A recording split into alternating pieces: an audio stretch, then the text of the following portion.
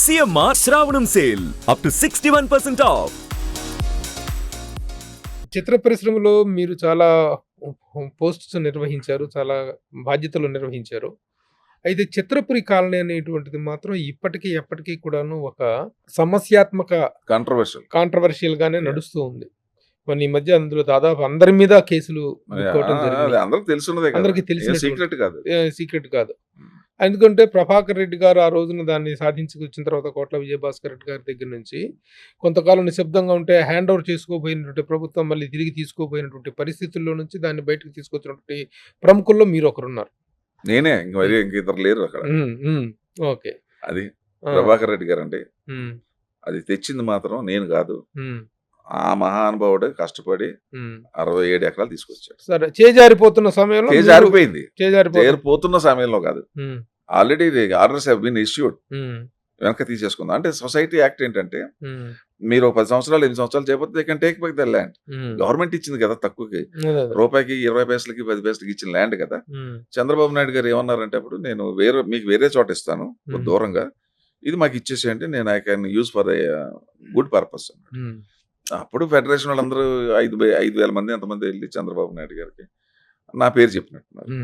అదేంటి, ఆయన cinema actor కదా, అసలు మీదేమో ఆయన మూవీ ఆర్టిస్ట్ మెంబరు, మీదేమో వర్కర్స్, మీకు ఎట్లా చేస్తాడంటే, లేదండి ఆయన ఆల్రెడీ ఇప్పుడు సెన్సార్ బోర్డు చైర్మన్గా ఉన్నాడు, తర్వాత మాకు కూడా చాలా మంచి పనులు చేశాడు, ఆయన మీద నమ్మకం అన్నారు. అప్పుడు నాకు డైరెక్ట్గా ఆర్డర్స్ ఇష్యూ చేశాడు ఆయన చంద్రబాబు నాయుడు గారు, పిఎస్సి వర్కింగ్ కమిటీ చైర్మన్ అని చెప్పి, పర్సనల్ ఇన్ఛార్జ్ కమిటీ అనమాట.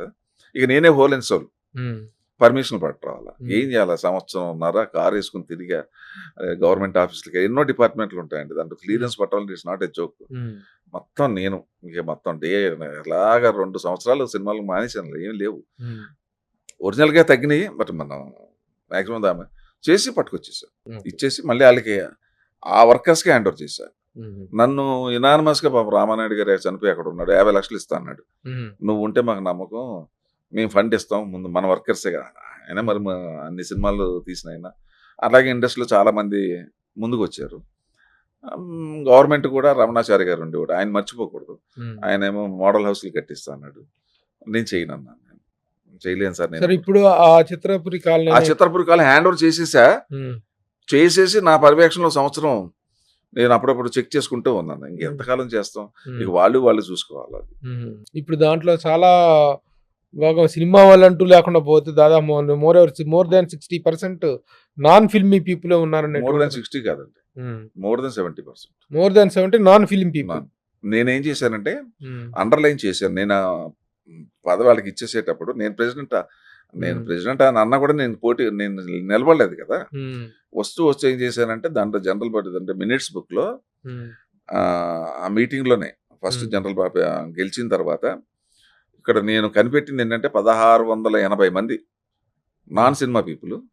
సినిమా వాళ్ళు ఏమో మొత్తం కలుపుకుంటే 2400 మంది ఉన్నారు, 700 మంది మన సినిమా వాళ్ళు ఉన్నారు. నేను రెడ్డింగ్ తో రాశా, ఎట్టి పరిస్థితుల్లోనే ఇది నాన్ సినిమా పీపుల్ కి ఇవ్వకూడదు, ఇది చట్టం, అది జనరల్ బాడీలు తీర్మానించాయి. అంటే నాన్ సినిమా పీపుల్ అంటే సినిమా ముసుగేసుకుని వచ్చారు కాబట్టి ఇది ఇచ్చేసారు, ఏదో ఒక లింక్ లో ఇచ్చే. అదే అది నేను రాశాను. మళ్ళీ సెకండ్ ఇయర్ మళ్ళీ జనరల్ బాడీ మీటింగ్ నేను చీఫ్ గెస్ట్కి వెళ్తే 5,000 6,000 వచ్చేసారు రకంగా. ఏంటంటే మొన్నటిదాకా లేరు, ఇప్పుడు ఇలా పెరిగారంటే సార్ బయట వాళ్ళు ఎట్లా తీసుకుంటారు. నేను రాశాను అక్కడ, దాంట్లో మినిట్స్ బుక్ లో నా హ్యాండ్ రైటింగ్ తో రాశాను అక్కడ, ఎట్లా మీరు తీసుకుంటారు, చట్టాన్ని ఎట్లా వ్యతిరేకిస్తారు లా అని అంటే, లేదు సార్ మళ్ళీ మీ general body special general body meeting లో డబ్బులు లేవు కాబట్టి ఈ సొసైటీని బాగుపడాలంటే బయట వాళ్ళు తీసుకోవాలని చెప్పి తీసుకుంటారు. బయట వాళ్ళు అంటే ఎట్లా మీరు చెప్పినట్టుగా సినిమా ముసుగులో ఇప్పుడు కూడా అంతేనండి, సినిమాలు చాలా తక్కువ మంది. భవిష్యత్తులో మిమ్మల్ని ఏ స్థాయిలో మేము ఎక్స్పెక్ట్ చేయొచ్చు పొలిటికల్ గా? బీజేపీ నేనేం చెప్పలేనండి, అట్లా త్రికరణ శుద్ధిగా ఏమీ కోరుకోకుండా నేను వెళ్తున్నాను, మనస్ఫూర్తిగా బీజేపీ కార్యకర్తలకు వెళ్ళి మళ్ళీ పనిచేస్తున్నాను, నా రేంజ్ లోనే పనిచేస్తాను. ఈ సోటా మోటా గీటాలు ఆ రేంజ్ ఉండదు, అది చేస్తా. అది నేను యాక్టివ్ అయినట్టుగా వాళ్ళకి తెలవాలి కదా. It takes time, 1 year time పడుతుంది. 1 year టైం పడుతుంది, but you will continue with BJP. There's no doubt about it. Very good. Thank you, sir. Thank you. I have discussed so many issues. ముఖ్యంగా రాజకీయంగా మీ అభిప్రాయాల్ని BJP గురించి అడిగినప్పుడు కానీ, మిగతా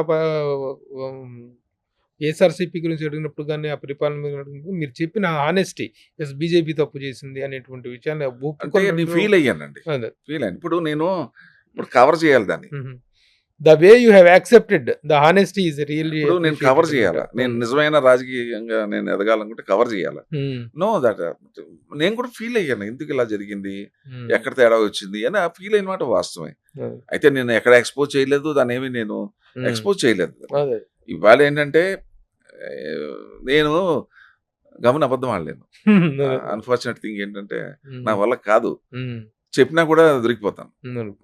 ఆ మైనస్ కూడా ఉంది నాకు. ఉన్నది ఉన్నట్టుగా మాట్లాడారు, హానెస్ట్ గా మాట్లాడారు. Thank you very much for sparing in time sir. Right. Thank you very much. Thank you very much. Suman ప్రేక్షకులందరికీ నమస్కారం. Thank you. కాకపోతే ఎక్కడన్నా తప్పులు ఉంటే జస్ట్ క్షమించేయండి. ఏదైనా ఎవరన్నా హర్ట్ అయ్యి ఉంటే, ఎందుకంటే రాజకీయాలు మాట్లాడినప్పుడు కొంతమంది హర్ట్ అవుతున్నారు.